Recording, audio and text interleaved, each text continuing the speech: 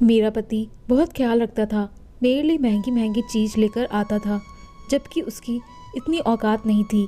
मैं हैरान हो जाती कि इतना सब कुछ कहाँ से लेकर आता है। मेरे लिए मेरी पसंद की चीज़ें और खाना लेकर आता, लेकिन खुद रात होती ही दूसरे कमरे में जाकर सो जाता था। मैं हैरान होती थी, अगर इसको मेरी इतनी ही परवाह है कि यह मेरे लिए इतनी अच्छी सी चीज़ लेकर आता है, तो फिर इससे मेरे में दिलचस्पी क्यों नहीं है, या मेरे पास क्यों नहीं बैठता है, मेरी बात क्यों नहीं सुनता है, मेरे साथ इसका व्यवहार नॉर्मल क्यों नहीं है। मैं एक रात पहले ही दूसरे कमरे में छुप गई, ताकि जब वह यहाँ पर आए तो मुझे पता चल जाए कि आखिर इस कमरे में क्यों आता है और मेरे पास क्यों नहीं बैठता है। तब मैंने अपने पति को ऐसी हरकत करते हुए देखा कि मैंने अपने कानों को हाथ लगा लिया। मेरा नाम परिधि है। मैं बहुत ही ज़्यादा खूबसूरत थी। मेरा भाभी को मेरी खूबसूरती से बड़ी नफरत थी। वह कहती थी कि तेरा हुस्न तो एक दिन मिट्टी में मिल जाएगा। मैं कहती थी कि भगवान से तो डरो भाभी, मैंने आपको क्या बिगाड़ा है। मेरी माँ जिंदा थी, मेरे पापा इस दुनिया में नहीं थे, लेकिन जब तक मेरी माँ थी तब तक उस घर में मेरी हुकूमत चलती थी। मेरे भाई को भी मुझसे नफरत थी। वह कहता था कि तुम मेरी बीबी के साथ मुकाबला मत किया करो। थोड़ी बहुत मैं भी मगरूर थी, क्योंकि मुझे कोई गलत बात बर्दाश्त नहीं होती थी। अब वह अगर मेरी माँ को टाइम पर खाना नहीं दे रही है या बासी खाना दे रही है तो मुझे गुस्सा आ जाता था। एक दिन तो उसने मेरी माँ के सामने बासी खाना रख दिया, जबकि मेरी माँ पहले ही शुगर की मरीज़ थी। मैंने कहा पहले से ही इनकी तबीयत खराब रहती है, आपको खाना नहीं बनाने का मन तो आप बता देती। बासी खाना देकर क्यों मेरी माँ को मारना चाहती हो। इस बात पर ऐसी लड़ाई हुई कि हम दोनों नंद भाभी में हाथापाई भी हो गई। मेरे भाई ने तो अपनी बीबी का ही साथ दिया और उन्होंने मुझसे कहा कि तुझे तो मैं एक दिन ऐसा सीधा करूँगा कि तू बिल्कुल सीधी हो जाएगी। तू छोटी है, तेरा काम बड़ी भाभी से ऐसी बात करना। मैंने कहा कि बात छोटे बड़े की नहीं है, कुछ गलत करेगी तो मैं ज़रूर कहूँगी। उसी रात मेरी माँ की तबीयत खराब हो गई। इतनी खराब हुई कि वह अस्पताल पहुँच गई और 10 दिन तक बीमारी से लड़ने के बाद वह इस दुनिया से चली गई। मैं बहुत रोई और परेशान हुई। थोड़े बहुत रिश्तेदार थे, लेकिन वह सारे ही सारे मेरी माँ के ससुराल वाले थे, इसलिए उनको कोई ज़्यादा दुख नहीं हुआ। उन्होंने बस थोड़ा अफसोस किया और चले गए। अब घर में सिर्फ मेरा भाई था और मैं थी। एक रात भाई कमरे में आए और उन्होंने मुझसे कहा कि मम्मी तो अब इस दुनिया में नहीं रही। मुझे लगा कि वह मुझसे कहेंगे कि कोई बात नहीं, मैं हूँ ना, तुम्हें किसी चीज़ की ज़रूरत हुई तो मुझसे कहना। लेकिन उन्होंने कहा कि 2 दिन बाद तुम्हारी शादी है। जब उन्होंने ऐसी बात कही तो मैं हैरान रह गई। मैंने कहा कि क्या? तो उन्होंने कहा कि हाँ, तुम्हारी शादी कर रहा हूँ, अपने घर की हो जाओगी तो अच्छा रहेगा। मैंने उनसे ये नहीं पूछा कि किससे मेरी शादी कर रहे हो, पर ये पूछा कि इतनी जल्दी शादी। उन्होंने कहा कि बस शादी की रस्म है, क्योंकि अभी अभी माँ मरी है। तेरे दिल में कोई अरमान है तो उसको दिल में ही दबा लेना। पहले ढोलकी नहीं रख सकता हूँ और नहीं तुम्हारे दूल्हे को घोड़ी पर ला सकता हूँ। और इतना कहकर वह कमरे से चले गए। मैंने तकिए पर सर रखकर रोना शुरू कर दिया, लेकिन फिर दिल को यह सोचकर तसल्ली कर ली कि चलो, शादी तो एक ना एक दिन होनी ही थी। अगर हो जाएगी तो मेरा अपना घर तो होगा, किसी की गुलामी तो नहीं करनी पड़ेगी। भाभी से तो जान छूट जाएगी, वरना किसी और तरह से तो भाभी से जान नहीं छूट सकती थी। यही सोचकर मैं भी चुप रह गई। लेकिन शादी वाले दिन यह देखकर हैरान रह गई कि मेरे भाई ने मेरे लिए किस किस्म के इंसान से मेरी शादी तय की थी। शायद इसमें भी मेरी भाभी की कोई चाल थी, क्योंकि जब भी कोई बात होती थी तो मेरी भाभी दुश्मन बन जाती थी। मुझे लगता था कि वह किसी दिन जरूर ही मुझसे बदला लेगी, और आज उसने यही किया था। वह कामयाब हो गई थी, क्योंकि मेरा दूल्हा तो अजीब सी हालत में बैठा था। उसे देखकर कोई बच्चा भी अंदाज़ा लगा सकता था कि वह कोई नॉर्मल इंसान नहीं था, बल्कि एक पागल था, क्योंकि उसने हाथ में चॉकलेट पकड़ी हुई थी जिसको वह खा रहा था। उसके बाल बिखरे हुए थे, कपड़े तो उसने नए पहने हुए थे, लेकिन इतने गंदे कर लिए थे कि जैसे कोई छोटा बच्चा मिट्टी में खेलता है तो उसके कपड़े गंदे हो जाते हैं। यही मेरा दूल्हा था। मोहल्ले वाले को पता चल गया था कि वह तो पागल है। मोहल्ले में भी कुछ औरतें आई हुई थी, क्योंकि रिश्तेदार तो थे नहीं, तो उन्होंने भी कहना शुरू कर दिया कि परिधि का दूल्हा तो पागल है। यह क्या कर दिया, भाई भाभी ने बहन पर इतना बड़ा जुल्म कर दिया। माँ क्या मरी, इनकी तो आंखें सफ़ेद हो गई। पागल के साथ इतनी प्यारी लड़की का शादी करवा दिया। खैर, मेरी शादी हो चुकी थी, अब विदाई होने वाली थी। मेरी आंखों से आंसू गिर रहे थे। मैं चीख चीख कर रोना चाहती थी, लेकिन रो भी नहीं सकती थी। मैं रोती तो मेरे आंसू कौन देखते। मुझे मेरी माँ की बहुत याद आ रही थी। मेरी माँ अगर आज जिंदा होती तो मेरे साथ यह सब कभी नहीं होता। मेरी भाभी ने भी मेरे भाई को भड़काया था। उनको जरा ख्याल ना आया कि वह अपनी बहन की शादी एक पागल के साथ कर रहा है। कैसे रखेगा वह, मुझे क्या खिलाएगा। आजकल तो लोग अपनी बेटियों की शादी ऐसे लड़के के साथ भी नहीं करते जिनके पास नौकरी नहीं होती, और इसके पास तो अक्ल भी नहीं है, तरीका भी नहीं था। एक पल को तो दिल किया कि पागल के साथ जाने से इनकार कर दूं, लेकिन उसके बाद क्या होता, मेरा ही तमाशा बनता। यह लोग फिर भी मुझे यहाँ से निकाल ही देते। इसलिए सब कुछ भगवान पर छोड़ दिया और चुपचाप विदा हो गई। जाते जाते भाई ने सर पर हाथ रखने की कोशिश की तो मैंने सर पीछे कर लिया। सब लोगों ने ये मंजर देखा। मैंने सोचा कि जरा इसकी भी बेइज्जती हो, इसको इतना तो बताऊंगी, इसने जो मेरे साथ किया है वह अच्छा नहीं किया। भाभी भी मिलने के लिए आगे हुई तो मैं उनसे भी ना मिली, क्योंकि उन्होंने तो सबके सामने ही कह दिया था कि तुम्हारी शादी अब इस लड़के के साथ हो गई है, ज़्यादा नखरे ना दिखाओ और अपने घर दफ़ा हो जाओ। कौन सी भाभी कहती है अपनी नंद को, वह भी उसकी विदाई वाले दिन। दिल में जितनी भी नफरत हो, इस तरह तो कोई भी बेटी को घर से आ कहकर नहीं निकालता कि दफ़ा हो जाओ। मेरे साथ कितना बुरा सलूक हो रहा था, भगवान ही देख रहा था कि मेरे ऊपर कितना जुल्म हो रहा है। तो मुझे पता था भगवान मेरा इंसाफ करेगा, लेकिन अभी तो मेरा समय बहुत ख़राब नज़र आ रहा था। कुछ समझ नहीं आ रहा था। मेरा दूल्हा पागल था, लेकिन उसका घर अच्छा था, बहुत बड़ा घर था जिसमें 5 कमरे थे। वहाँ पर उसका एक भाई भी था। मुझे लगा कि वो भी इस घर में रहता है, लेकिन जब रात हुई तो उसकी जगह उसका भाई कमरे में आया। मैं ज़रा घबरा गई। उसने कहा, भाभी घबराने की ज़रूरत नहीं है, दरअसल यहाँ मेरा अपना घर है, दूसरी जगह भी मेरा घर है जहाँ पर मेरी बीवी बच्चे मेरा इंतज़ार कर रहे हैं। अब आपको ही इसे संभालना है। मेरे भाई के साथ मेरी बीवी की बनती नहीं है, क्योंकि इसके साथ उसके संबंध अच्छे नहीं हैं। हमारे भी माँ बाप नहीं हैं, बस अब आप हैं और आपका पति है। अगर आपको समझ ना आए कि कौन सी चीज़ कहाँ पड़ी है तो मुझसे फ़ोन करके पूछ लीजिएगा। टेबल पर डायरी रखी हुई है जिसमें मेरा नंबर लिखा हुआ है, और अगर यह ज़्यादा तंग करने लगे तो भी आप मुझे बुला सकती हैं। लेकिन मैं भी बाल बच्चेदार हूँ। मेरी बीवी को मेरा यहाँ ज़्यादा आना जाना पसंद नहीं है। अगर कोई बहुत ही ज़्यादा इमरजेंसी हो तो फिर आप बुला लीजिएगा, वरना खुद ही हालत को संभालने की कोशिश कीजिएगा, क्योंकि अब यह तो आपका ही पति और आपको इसके साथ ही रहना है। मैं समझ रही थी कि मेरी ज़िंदगी कितनी बुरी होने वाली थी। मैंने सर हिला दिया और क्या कह सकती थी। उसने कहा कि भगवान आपकी मदद करे, आप परेशान नहीं होना, एक दिन सब कुछ ठीक हो जाएगा। मुझे पता था कि वह तसल्ली दे रहा है, लेकिन फिर दोबारा कहा कि मैं आपको बताने की कोशिश कर रहा हूँ भाभी की एक दिन सब ठीक हो जाएगा, आप बिल्कुल परेशान नहीं होना। पता नहीं इसने इस बात को दोबारा क्यों बोला और इतना जोर देकर क्यों बोला। फिलहाल तो मुझे कुछ समझ नहीं आ रहा था। मैंने कहा ठीक है। मेरा पति दूसरे कमरे में बैठा था। मैं जब उस कमरे में गई तो हैरान रह गई। यहाँ पर काफ़ी सारी चीज़ें टूटी हुई थी और कुछ खिलौने वगैरह भी पड़े थे। शायद उसका दिमाग बचकाना था। उसने मुझे देखा तो मैं डर गई। मुझे लगा यहाँ मुझसे कोई बात करेगा, कुछ बोलेगा या कोई काम कह देगा, पर उसने ऐसा कुछ नहीं किया। मैं चुपचाप जाकर अपने कमरे में सो गई। मेरा दिल तो किया कि दरवाजे को अंदर से कुंडी लगा लूं, लेकिन फिर मैंने ऐसा नहीं किया। कहने में बड़ा अजीब लगता है, लेकिन इतनी सुकून की नींद पहले कभी नहीं आई थी। आँख खुली तो हैरान रह गई। सामने मेरा पति बैठा था। उसे देखकर मैं डर गई। फिर जब मैंने टेबल पर तरफ देखा तो मेरी आंखें खुली की खुली रह गई। टेबल पर तो प्लेट में गर्मा गर्म पास्ता रखा हुआ था, जो कि दिखने में बहुत ही यम्मी लग रहा था। मैंने उसकी तरफ देखा और आसपास देखा। मुझे लगा शायद उसका भाई आया है और वही नाश्ता लेकर आया है, लेकिन घर में कोई भी नहीं था। बाहर वाला दरवाज़ा तो अभी भी बंद ही था। रात को मैंने खुद कुंडी लगाई थी। मेरे पति ने मुझसे कहा कि नाश्ता कर लो, और वह भी नाश्ता करने के लिए बैठ गया। मैं हैरान रह गई। फिर उसने अजीब सा गाना गाना शुरू कर दिया। वह किसी कार्टून का गाना था।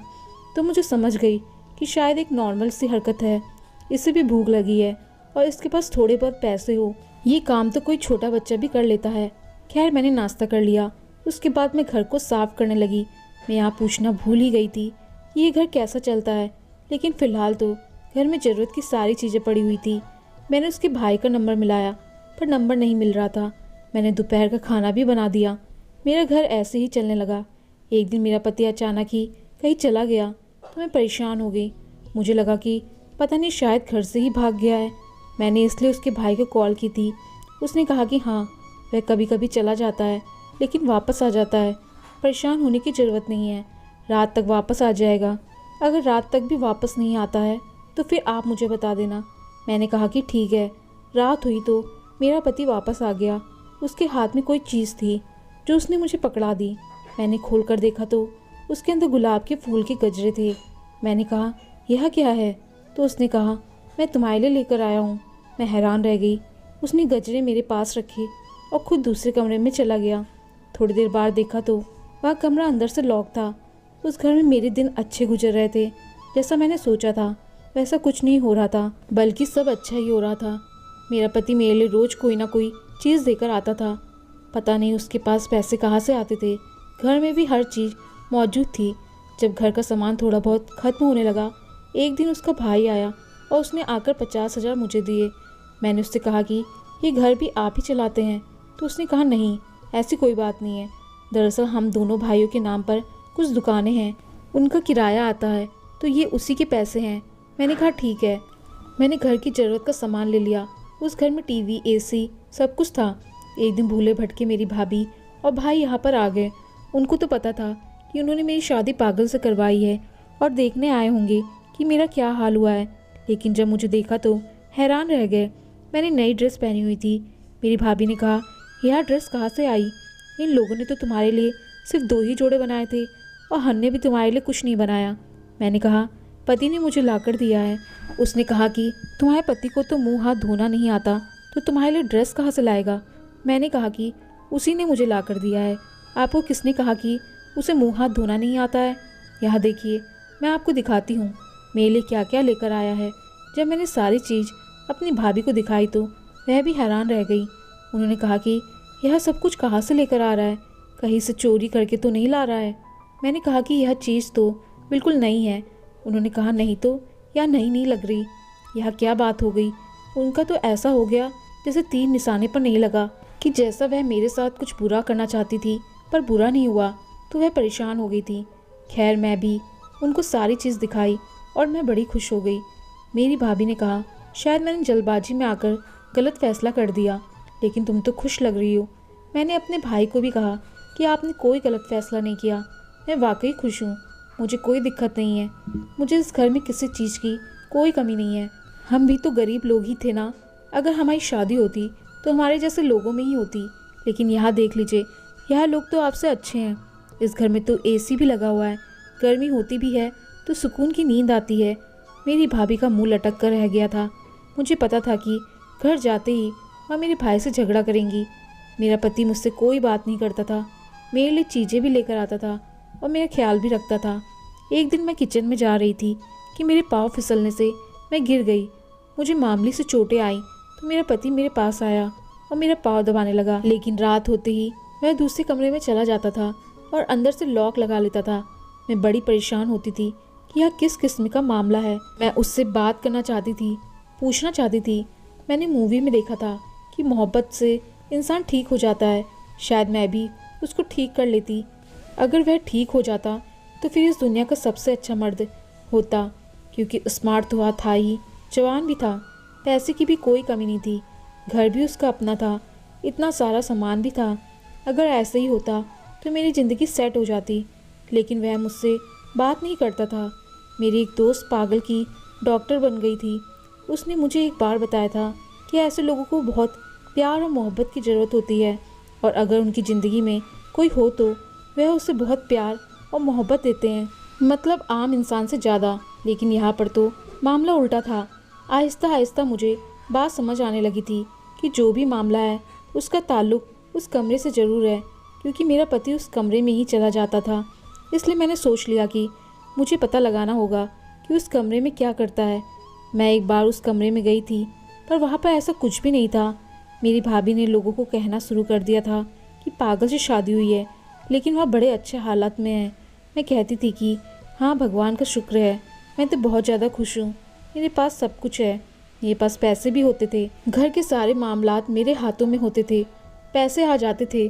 मेरा पति मेरा ख्याल भी करता था और रोज़ मेरे लिए कोई ना कोई नई चीज़ भी लेकर आता था, लेकिन वह कहाँ जाता था मुझे नहीं पता। मैं एक बार उसके पीछे गई, लेकिन मुझे रास्ते का नहीं पता था, इसलिए मैं वापस आ गई कि मैं कहीं गुम ही ना हो जाऊं। और वह तो मेरी आंखों के सामने से ना जाने कहाँ चला गया। उसे रास्तों का बहुत अच्छी तरह पता था। शायद किसी पार्क में बच्चों के साथ खेलने के लिए जाता होगा, क्योंकि उसके पास इस तरह की काफ़ी सारी चीज़ें थी। इसलिए मैंने इस बात पर ज़्यादा ध्यान नहीं दिया, लेकिन मुझे यह बात ज़रूर पता लगाना था कि कमरे में क्या है। और वह दिन के वक्त कमरे को ताला लगाकर चला जाता था। एक दिन मैंने चाबी गायब कर दी और ताला भी खोल दिया। उसको ताला नहीं मिला तो वह बगैर ताला लगाए ही चला गया। मेरा प्लान था कि मैं पहले से ही कमरे के अंदर छुप जाऊंगी, और जब वह कमरे में आएगा तो मुझे पता चल जाएगा कि वह क्या कर रहा है। लेकिन जैसे ही वह घर आया मुझे ढूंढने लगा। मुझसे कभी कभी थोड़ी बहुत बातें भी कर लिया करता था। उसको मेरा नाम भी याद हो गया था, मुझे मेरे नाम से ही बुलाता था। कभी कभी देखकर बड़ा दुख होता था कि वह भी तो किसी की औलाद है, कितना स्मार्ट नौजवान है, और इसके साथ ना जाने क्या हुआ कि यह पागल हो गया। जाहिर है वह पागल तो पैदा तो नहीं हुआ होगा, क्योंकि कहते हैं ऐसे लोगों की उम्र कम होती है। शायद इसके साथ कुछ हादसा हुआ हो। मैंने उसके भाई से भी पूछने की कोशिश की थी, पर उसने मुझे कुछ नहीं बताया। सिर्फ इतना कहा कि वक्त के साथ साथ आपको सब कुछ पता चल जाएगा। यह किस किस्म की बात थी? वक्त के साथ कैसे पता चलता? मुझे मेरे पति की पुरानी तस्वीरें मिली थी। वह शक्ल से बहुत ही गुस्से वाला और जिद्दी लगता था। ऐसा लगता था कि जैसे पूरे खानदान का सबसे स्मार्ट नौजवान वही हो। लेकिन फिर ऐसे हाल पर कैसे पहुंच गया? कहीं इसको किसी की बद्दुआ तो नहीं लगी थी? मन में ऐसी ही उल्टी सीधी बातें और सवाल आते रहते थे। आज तो मुझे पता चल ही जाना था कि कहीं कोई ऐसी वैसी बात ना हो। मेरा पति फिर से मेरे लिए कोई चीज़ लेकर आया था।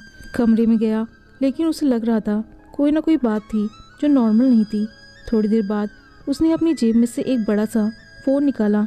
मैं हैरान रह गई कि यह फ़ोन इसके पास कब आया, और फ़ोन भी बिल्कुल ठीक ठाक था, टूटा हुआ भी नहीं था, जबकि उसकी सारी चीज़ टूटी हुई थी। फ़ोन पर किसी से बात करने लगा, और जब उसने बात करनी शुरू की तो मेरी तो ऐसी हालत ख़राब हो गई कि मैं हैरान रह गई। वह तो किसी समझदार आदमी की तरह बातें कर रहा था और कह रहा था कि देखा, मैंने आपसे पहले डील की थी, आप ये पैसे कारोबार में लगा दे, जो मेरी किस्मत होगी, जो मेरा नसीब होगा, मुझे मिल जाएगा। मैं हैरान रह गई थी कि वो मेरा पति, जो दुनिया के सामने पागल बना हुआ है, यहाँ पर बैठकर बिजनेस की डील कर रहा था, और पूरी दुनिया के सामने क्यों पागल बना हुआ था, और अपनी बीवी से झूठ क्यों बोल रहा था? अपनी बीवी को तो बता सकता था। दिल तो किया कि सामने आ जाऊं, लेकिन फिर सोचा कि देखती हूँ यहाँ क्या करता है। फिर थोड़ी देर बाद जेब से काफ़ी सारे पैसे निकाले और फिर उनको एक साइड पर रख दिया। फिर दोबारा से किसी को फ़ोन किया। इस बार मुझे समझ आया कि वह किसे फ़ोन कर रहा है। वह अपने भाई को ही फ़ोन कर रहा था। उसने कहा कि मेरा दिल करता है मैं परिधि को सब कुछ बता दूँ, वह मेरी बीवी है, मैं उसके साथ रहना चाहता हूँ। शायद दूसरा शख्स कह रहा था कि जल्दबाजी ना करो, तो उसने कहा कि जल्दबाजी कैसी, हमारी शादी के 6 महीने होने वाले हैं। जब मेरा जिक्र हुआ तो मैं सामने आ गई।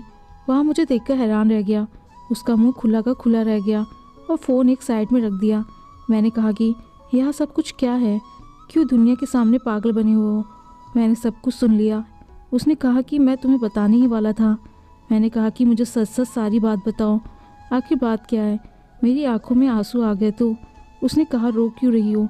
मैंने कहा मुझे नहीं पता, बस मुझे रोना आ रहा है, मुझे बता दो कि क्या बात है। उसने मुझे ऐसी बात बताई कि मैं हैरान रह गई। उसने कहा कि मैं पूरे मोहल्ले का सबसे समझदार और पढ़ा लिखा लड़का हूँ, मेरी बहुत अच्छी नौकरी भी है, अभी भी मैं इस नौकरी में ही हूँ और सारी रात बैठकर ऑनलाइन काम करता हूँ। मैंने कहा कि पागल क्यों बने फिरते हो? तो उसने कहा मेरी कुछ लोगों के साथ दोस्ती थी, पर मुझे नहीं पता था कि वह किस तरह के लोग थे। एक दिन हम लोग घूमने गए और वहाँ पर हमारा छोटा सा झगड़ा हो गया और हमारे हाथ एक आदमी मर गया, तो सारा इल्ज़ाम उसने मुझ पर लगा दिया। अगर मैं पागलपन का नाटक न करता तो मुझे सज़ा हो जाती और मेरी सारी ज़िंदगी जेल में गुजर जाती, क्योंकि वो सब लोग भाग गए। पर मैं उस आदमी की जान बचाने के चक्कर में वहीं पर रह गया, लेकिन वह इस दुनिया से चला गया और इल्ज़ाम मुझ पर आ गया। मुझे पुलिस पकड़ कर ले गई थी। अभी भी वो लोग इसी मोहल्ले में रहते हैं। उसका मेरी वजह से नुकसान हुआ, इसलिए मुझे पागलपन की एक्टिंग करनी पड़ी। सुना है अब उन्होंने अपना घर बार बेच दिया है और 1 महीने बाद यहाँ से जा रहे हैं। बस उसके बाद मैं अपने तरीके से रह सकता हूँ। तुम्हें यह सब कुछ मैंने इसलिए नहीं बताया कि एक दफ़ा वो लोग यहाँ से चले जाए तो फिर मैं तुम्हें भी बता दूँगा। तुम्हारा भाई ने जब कहा कि उसे रिश्ता कबूल है तो हम लोग बड़े हैरान हुए। हमें पता चल गया था, इसलिए मैंने बिना तुम्हें देखे ही शादी के लिए हाँ कर दिया था। सोचा कोई तो पुण्य कमा लूँ। मैं तुमसे मोहब्बत करता हूँ, तुम बहुत अच्छी लगती हो। बाहर जाता हूँ तो काम के सिलसिले में ही जाता हूँ। तुम्हारा चेहरा मेरी आंखों के सामने आ जाता है तो फिर सोचता हूँ तुम्हारे लिए कोई चीज़ ले लूँ। सोचता हूँ कहीं तुम हालात से तंग कर मुझे छोड़कर न चली जाओ, इसलिए तुम्हें खुश रखने की कोशिश करता हूँ। तुम्हारे लिए तोहफा लेकर आता हूँ कि कम से कम तुम खुश तो रहो। तुमसे मोहब्बत करता हूँ। मेरी आंखों में फिर से आंसू आने लगे। उसने कहा कि तुम रो क्यों रही हो? मैंने कहा कि खुशी से रो रही हूँ। उसने कहा अजीब हो, दुख में भी रोती हो और खुशी में भी रोती हो। अरे देखो, मैं तुम्हारा पति हूँ। तुम्हारी ज़िंदगी बहुत अच्छी होने वाली है। 1 महीने तक हमें नाटक करना होगा और इसके बाद सब कुछ ठीक हो जाएगा। मैंने कहा कि मुझे कोई दिक्कत नहीं है। मैं तो सोच रही हूँ कि भगवान ने मेरे कौन से पुण्य का मुझे तोहफा दिया है। मैंने कभी किसी का बुरा नहीं किया था, पर मेरे अपने भाई ने ही मेरे से इतना बुरा किया। और शुक्र है कि आप बिल्कुल ठीक हैं। उसने कहा कि मैं तुम्हारे पति हूँ, हमेशा तुम्हारा ख्याल रखूँगा और तुम्हारे साथ रहूँगा। हमारी ज़िंदगी बहुत अच्छी होगी। और ऐसा ही हुआ। 1 महीने वह लोग चले गए और मैंने यह बात मशहूर कर दी कि मैंने अपने पति का इलाज करवा लिया है और मेरे पति ठीक हो गए हैं। आज मैं अपने पति के साथ बहुत खुश हूँ। दोस्तों, आपको कहानी पसंद आई हो तो लाइक, शेयर और कमेंट जरूर करें और चैनल पर नए आए हैं तो चैनल को सब्सक्राइब करना ना भूलें। धन्यवाद।